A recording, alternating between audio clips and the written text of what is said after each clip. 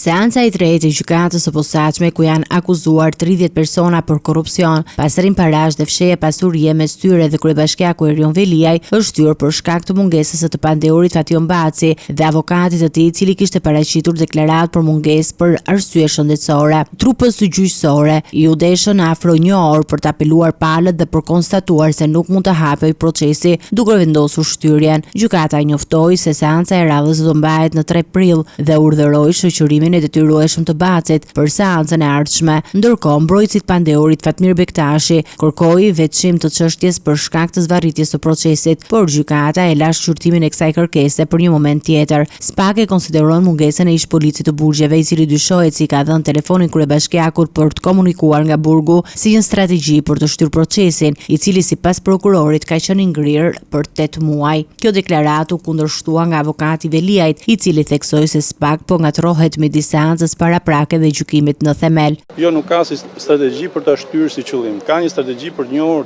çështjen me themel, për të realizuar mbrojtjen. Zoti Veliaj ka filluar të lexojë dosjen me ritëm shumë të lartë, ka një gjendje fizike, mendore të admirueshme dhe është gati për ta mbërtur çështjen dhe vet, për të qenë dhe vet prezant.